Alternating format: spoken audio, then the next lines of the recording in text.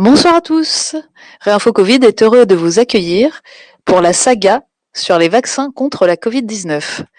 Aujourd'hui, nous vous présentons l'épisode 1 qui va concerner l'AMM conditionnel. Mais qu'est-ce que c'est que donc cet AMM conditionnel ?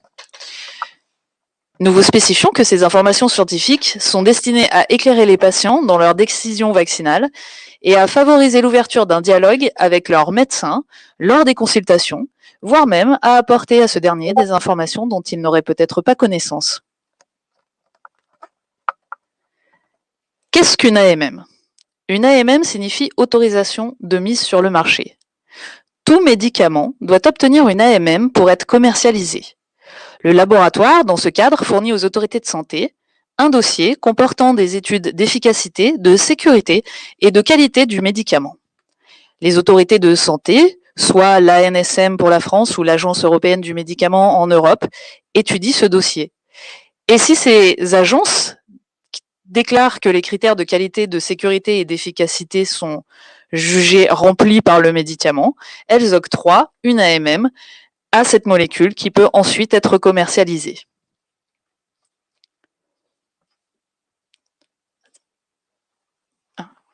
Qu'est-ce qu'une AMM conditionnelle ? Donc l'AMM conditionnelle est une autorisation de mise sur le marché conditionnelle. Cette AMM n'est accordée que pour 1 an en raison de données incomplètes sur le médicament en question. Mais alors, pourquoi une AMM conditionnelle ?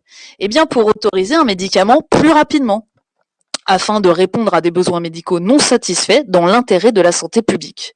Ça, c'est l'avantage. Mais quels sont les inconvénients ? Eh bien, les inconvénients sont que le dossier sur lequel repose cette AMM conditionnelle est moins complet et moins fourni que celui exigé normalement lors d'une AMM standard. Ce qui implique que les laboratoires pharmaceutiques sont soumis à ce qu'on appelle des obligations spécifiques, c'est-à-dire qu'ils vont devoir fournir les résultats de nouvelles études pour donner toutes les données complètes nécessaires normalement à une autorisation de mise sur le marché standard.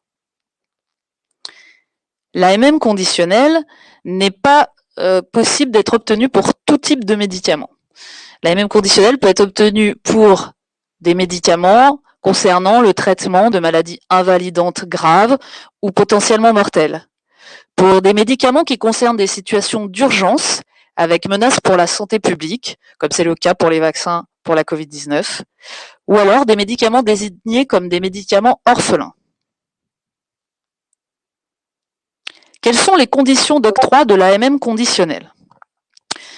Eh bien, il faut savoir que comme les données de sécurité et d'efficacité du médicament sont incomplètes, le médicament doit toutefois satisfaire aux exigences ci-après. Donc tout d'abord, il faut que les autorités de santé aient jugé que le rapport bénéfice sur risque du médicament est positif pour la population.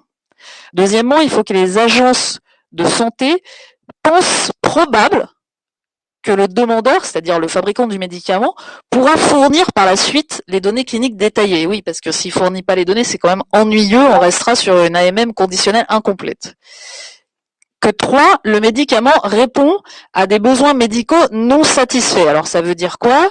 Ça signifie qu'il n'y aurait pas de traitement pour la maladie en question. Donc ça, évidemment, c'est jugé par les autres autorités de santé. Quatrièmement, que les bénéfices pour la santé publique découlant du fait qu'on mette tout de suite le marché à disposition des malades l'emportent sur le risque inhérent au fait que des données supplémentaires sont encore requises. Alors il faut savoir qu'en plus, dans le cas spécifique des situations d'urgence dans lesquelles nous nous trouvons, eh bien, même les données précliniques et pharmaceutiques peuvent être incomplètes dans le dossier d'autorisation mise sur le marché conditionnel, ce qui n'est pas possible si l'on n'est pas dans une situation d'urgence. Vous pouvez aller consulter vous-même le site de l'Agence nationale de sécurité du médicament et des produits de santé ou ANSM sur le chapitre autorisation de mise sur le marché conditionnel pour vous renseigner. Je l'ai également lu, il est noté que les bénéfices de la disponibilité immédiate du médicament l'emportent sur le risque inhérent au fait que toutes les données ne sont pas encore disponibles. Et puis en gras, derrière, vous voyez que l'AMM conditionnel rassemble tous les verrous de contrôle d'une autorisation de mise sur le marché standard pour garantir un niveau élevé de sécurité pour les patients. Donc pour moi, ces deux phrases sont antithétiques. Il ne peut pas y avoir évidemment le même niveau de sécurité pour une AMM conditionnelle que pour une AMM standard, sinon l'AMM conditionnelle serait une AMM standard, voilà, tout simplement.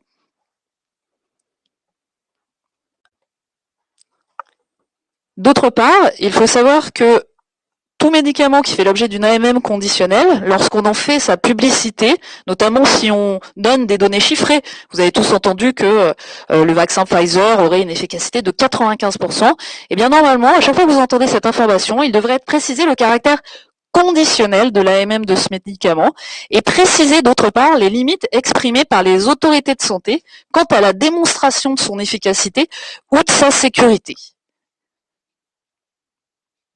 Nous arrivons donc au point clé de ce diaporama.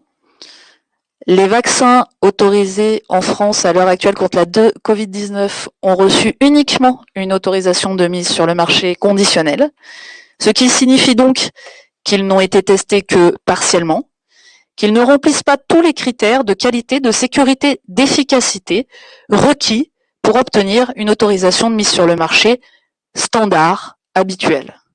Ils sont encore en cours d'étude et en particulier, les essais de phase 3 de ces vaccins n'est pas terminé. Alors, comment est-ce possible? Deux raisons à cela.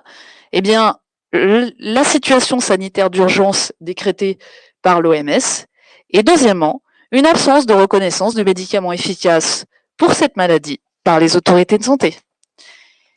Je vous dis à très bientôt pour le prochain épisode.